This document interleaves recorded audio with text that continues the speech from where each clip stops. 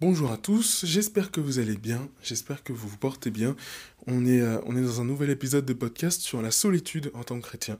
Un gros tabou dont je trouve personne ne parle.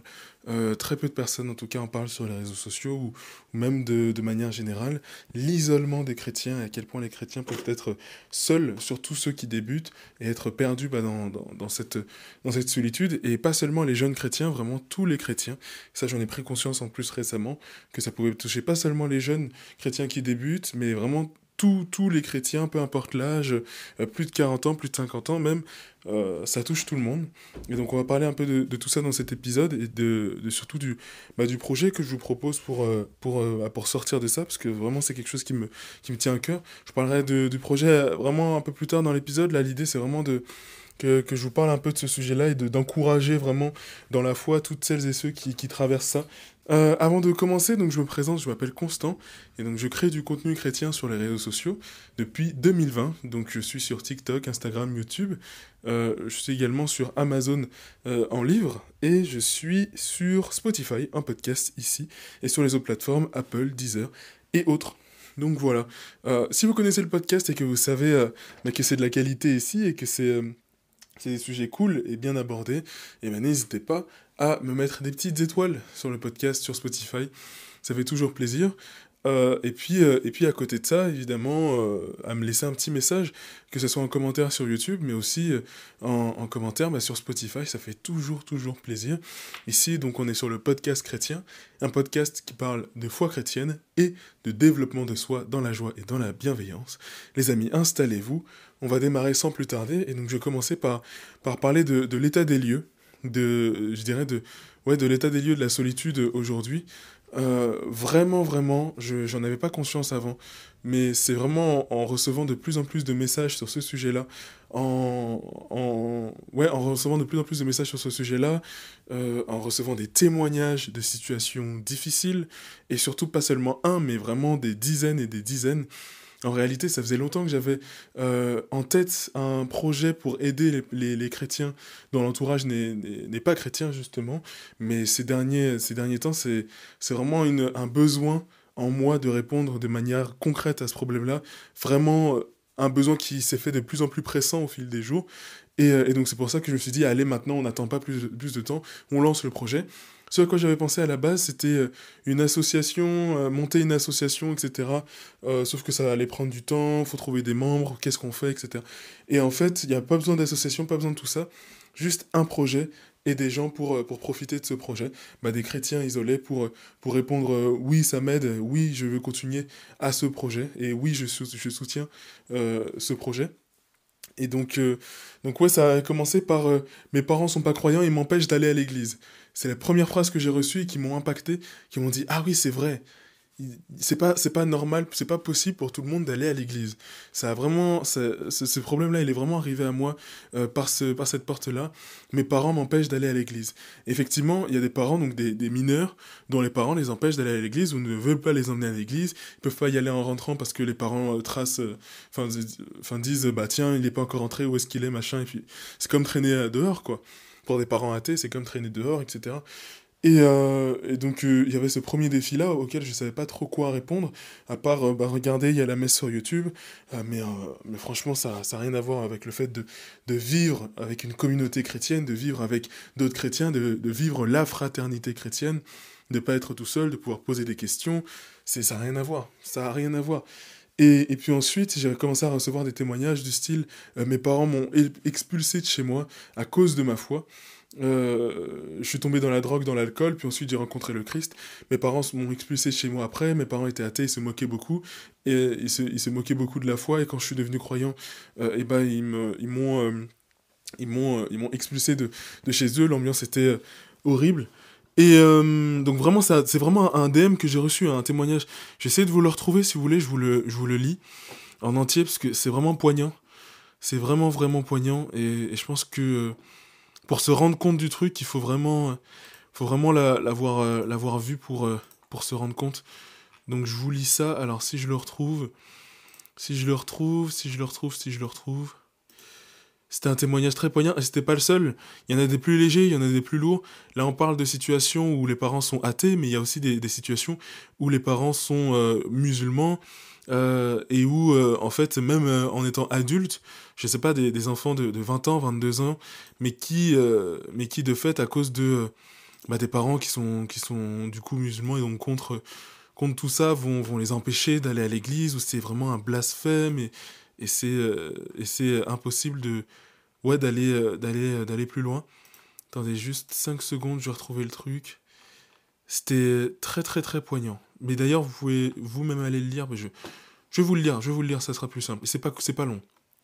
Donc bonjour, je me présente, je m'appelle. Alors là, j'ai bipé le nom parce qu'on sait jamais.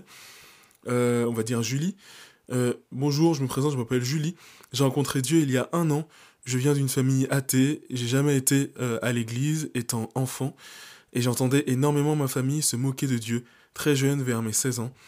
Je suis tombé dans le cannabis et l'alcool. Puis quand j'ai rencontré Dieu, ma famille m'a persécuté. J'étais moqué énormément. J'ai même été renvoyé de chez moi.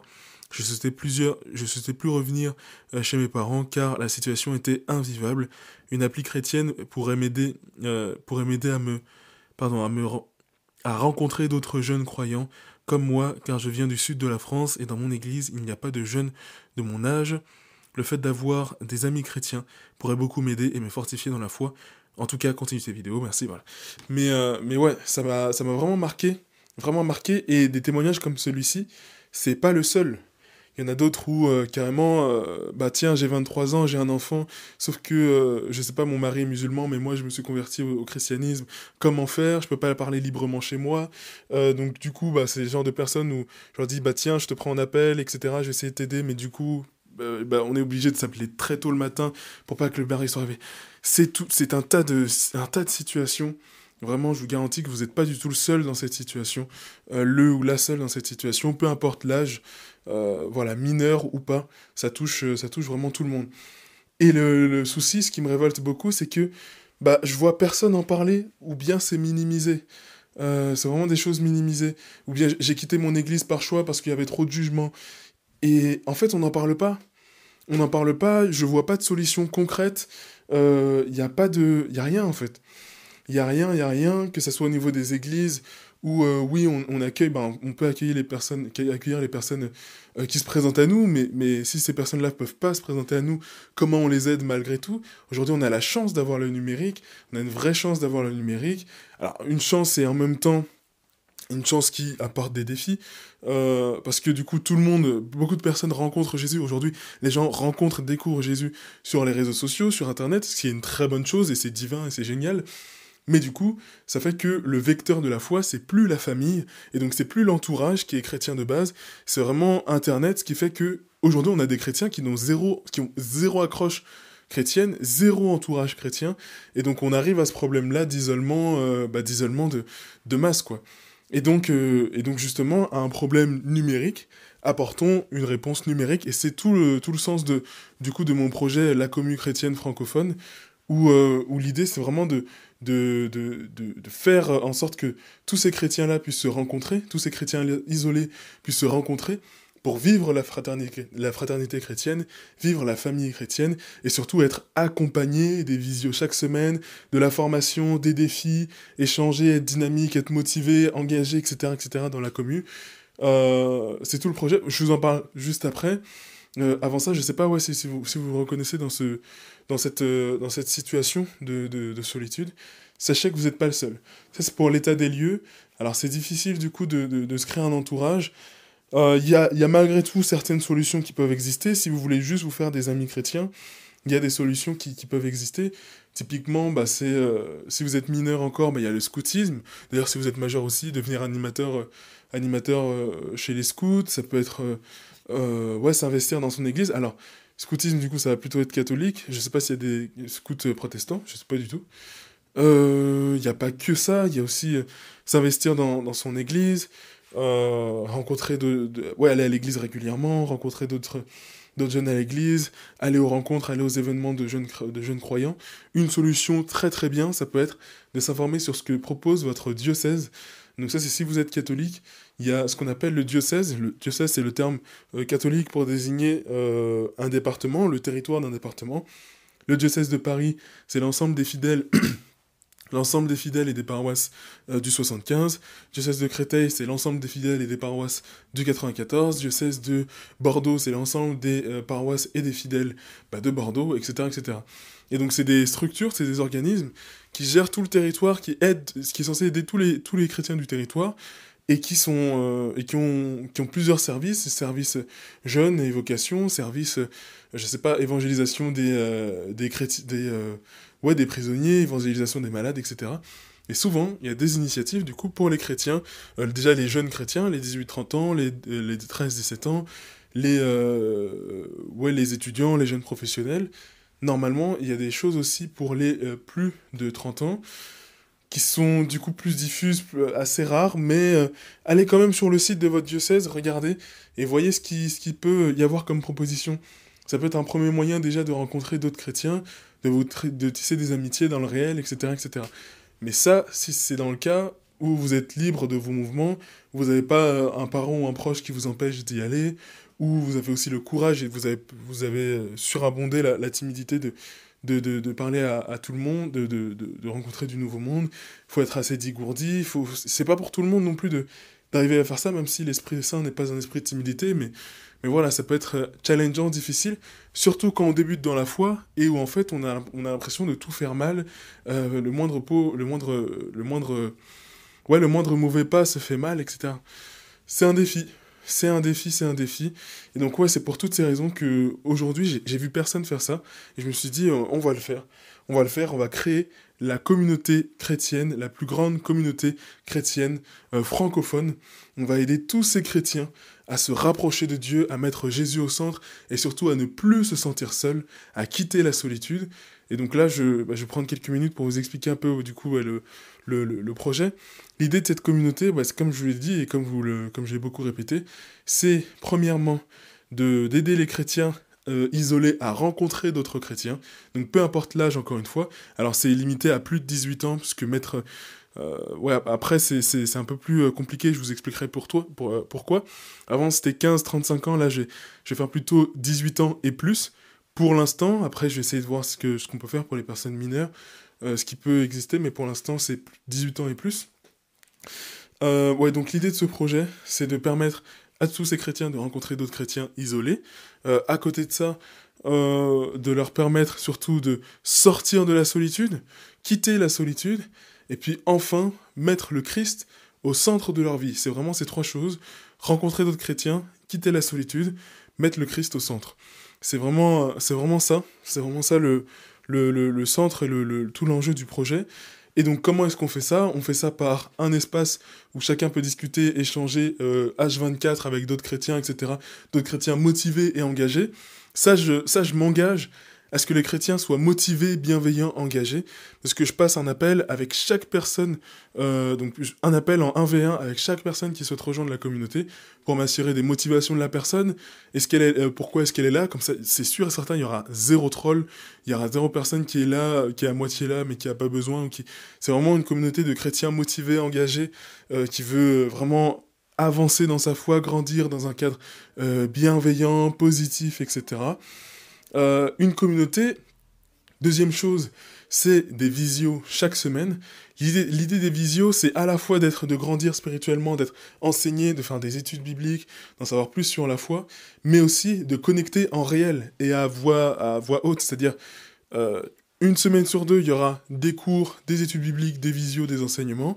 Et puis l'autre semaine, ce sera des visios de partage où on rigole, où on est en joie, où on passe un bon moment, partage, témoignage, etc.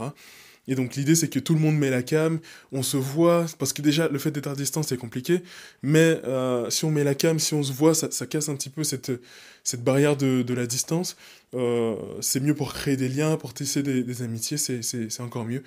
Donc le côté visio, si vous n'êtes pas dispo au niveau des visios, vous avez les rediffusions qui seront automatiquement disponibles, évidemment, sur l'espace où tout ça va se passer. L'espace, donc la plateforme que je vous présenterai aussi après, c'est sur School, si vous connaissez, l'outil School. Ensuite, on a des défis à faire chaque semaine pour mettre en pratique la parole de Dieu. On a dit qu'on est motivé, qu'on veut grandir, etc. On ne peut pas grandir dans la foi si on ne met pas en pratique la parole de Dieu, si on ne met pas en application la parole de Dieu. Troisième chose. Quatrième chose, il y a des formations chrétiennes qui sont déjà disponibles dès maintenant sur l'espace. Alors la première, c'est une formation, donc devenir chrétien en 5 piliers. Là, il y a le B à bas, il y a absolument tout. La prière, la Bible, le baptême, la pratique de la foi chrétienne. J'explique absolument tout dans cette formation. Une deuxième formation qui s'appelle Se libérer de l'anxiété grâce au Christ, et où je parle de l'anxiété et je vous aide par plein d'outils différents à vous sortir de l'anxiété, à vous sortir définitivement de cette douleur qui peut exister. J'explique ce que c'est l'anxiété et je vous dis comment le Christ peut y répondre, quel exercice est-ce qui existe pour en sortir. Donc voilà, c'est ces 2 formations qui seront là. Il y aura aussi des prochaines formations qui vous seront données du coup totalement gratuitement sur cet espace. Je pense à des formations que je prépare comme comment sortir du péché, comment sortir du péché, d'autres choses, etc. avec des théologiens, des sophrologues, des choses vraiment complètes et intéressantes. C'est long, c'est long d'expliquer tout ça, mais ça vous montre vraiment que l'offre est complète, que le projet est vraiment gros, bien pensé, et j'ai très très très hâte qu'on soit énormément sur cette communauté, parce que je sens que ça peut vraiment changer des vies et aider beaucoup de monde. Il reste encore quelques trucs, si je me trompe pas. Oui, des ressources utiles. J'appelle ça les ressources boost. Il y a plein de choses une fois qu'on a le fond, on comprend que prier c'est important, on sait prier, etc. Il y a plein d'outils qui viennent faciliter le quotidien, comme des applications mobiles. Je pense à l'application Prie en chemin, par exemple. Il y a plein d'applications, des trucs que personne ne connaît et qui sont tellement facilitants pour le quotidien, particulièrement pour les quotidiens où on a une vie pro très active, une vie étudiante très, très prise, etc. Donc les ressources outils, des applications mobiles, des créateurs de contenu à suivre, pertinents, qui disent pas n'importe quoi, pertinents à écouter. Y a quoi d'autre? Ouais, des listes de musique chrétienne, plein de choses. Donc des ressources utiles qui, là aussi, vous seront partagées, des listes de versets par thématique, plein de choses. Et puis, je pense que j'ai fait le tour. Il y a aussi d'autres avantages dont je vous parlerai plus tard, notamment le fait d'être au courant de toutes les sorties de nouveaux projets, que ce soit les miens, mais pas que, projets de d'autres créateurs chrétiens dont je vous ferai profiter, vous serez les premiers à le savoir. Il y a plein de choses, mais vraiment le côté visio chaque semaine, défi, communauté, c'est vraiment le socle du truc. Et je pense que rien que ça peut déjà vous changer la vie et vous aider dans votre solitude à en sortir et enfin, enfin en sortir, enfin aller plus loin que ça, quoi. Si vous voulez en savoir plus sur le projet, l'idée c'est que j'ai mis un lien juste en dessous en description où je vous partage, où je vous explique un peu plus tout ce qu'il y a. Si vous voulez rentrer dans la commu, ça se passe en appel avec moi, donc en 1v1. Vous pouvez réserver dès maintenant en cliquant sur le lien juste en dessous. Et pour que tout le projet marche, ça fonctionne par abonnement. C'est-à-dire que vous avez un premier mois totalement gratuit pour vous aider pour tester le truc, pour créer vos premières affinités avec les premiers chrétiens, créer des choses, vraiment tester le truc à fond, regarder les formations, tout faire. Et puis ensuite, pour rester sur la commu, ça fonctionne par abonnement, donc 25 € chaque mois. L'idée, c'est de vraiment construire un écosystème positif, pouvoir par la suite vous aider encore mieux. Moi, je rêve de pouvoir faire des rencontres en physique, organiser des événements pour les gens de la commu. Du coup, forcément payer d'autres théologiens, des formateurs, des modérateurs, faire grossir le truc, parce que c'est vraiment un projet qui mérite d'exister. Et évidemment, sans finance, tout ça, ça marche pas. Le fait de mettre un abonnement et de mettre une limite à ce niveau-là, ça permet de filtrer toutes les personnes qui sont pas engagées, qui sont que de passage, ou qui seront pas investies dans la communauté. Encore une fois, j'ai dit, je veux des personnes motivées, ça permet de filtrer vraiment pas mal de personnes. Et comme, alors j'ai peut-être pas dit, mais ouais, ce projet, il est pas pour tout le monde. Si tu veux juste te faire des amis chrétiens, c'est vrai que c'est peut-être pas la meilleure solution, parce que là, il y a la commu, mais aussi un accompagnement tout autour, qui demande certaines ressources. Et donc voilà. En vrai, le mieux, c'est d'en parler en visio, en appel avec moi. Un appel de 15-30 minutes, je pense que c'est le plus simple. Et donc, si ça t'intéresse, je te laisse cliquer juste en dessous. Je pense que ça pourrait vraiment aider pas mal de monde. Donc, voilà, en vrai, j'ai tout dit. J'ai tout dit. Qu'est-ce qu'il me reste à dire? Non, c'est tout, hein. Tout expliqué sur la page. Et puis, encore une fois, c'est pour les 18 ans et plus. Voilà, c'est ça. La tranche d'âge. C'est pour les 18 ans et plus. Au départ, j'avais mis 15-35 ans. Maintenant, ça va plutôt être 18 ans et plus. Parce que, bah, déjà, pour le côté. Rien que pour le côté légal du truc, vendre à des mineurs, on va dire que je crois que c'est interdit en France, même si bah, il y a des mineurs de fait qui achètent sur Internet, puisque dès 16 ans, tu peux avoir une carte bleue. Mais ça permet aussi bah, d'avoir, comment dire, au niveau des discussions, que chacun puisse se sentir à l'aise. Par exemple, si je veux accueillir des personnes bah, de plus de 40 ans, qu'elles puissent aussi se sentir à l'aise quand même de parler d'un minimum de choses, d'être avec bah, d'autres personnes majeures, elles aussi, qui vont, où elle peut aborder certains sujets. Il faut que chacun puisse se sentir à sa place. S'il y a des mineurs dans la discussion, ça peut être tout de suite plus touchy, plus dangereux, etc. Donc je réfléchis à une offre du coup pour les personnes de moins de 18 ans. Ça sera sûrement un projet plus tard, un projet futur.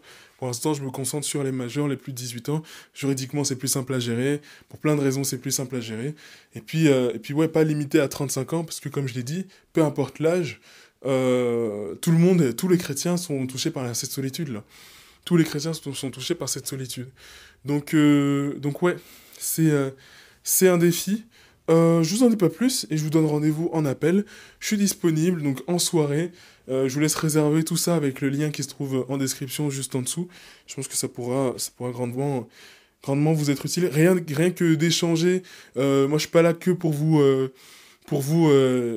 voir votre motivation, quoi. Je suis aussi là en appel pour vous conseiller déjà sur les situations que vous vivez, vous apporter des conseils, des outils, etc., des premiers outils de résolution, etc. Je suis pas que là pour présenter la communauté, c'est vraiment... Moi, j'aime vous aider, j'aime beaucoup vous avoir en appel. J'ai déjà fait une dizaine d'appels à l'heure où je vous parle et c'est un plaisir d'échanger avec vous, de voir vos réalités, d'ajuster l'offre, bah, ce que je peux faire pour la commu. Enfin bref, c'est vraiment passionnant pour moi. Et tout ça, c'est pour le Christ et c'est pour son royaume. Et ça fait plaisir. Je vous souhaite une très très bonne journée.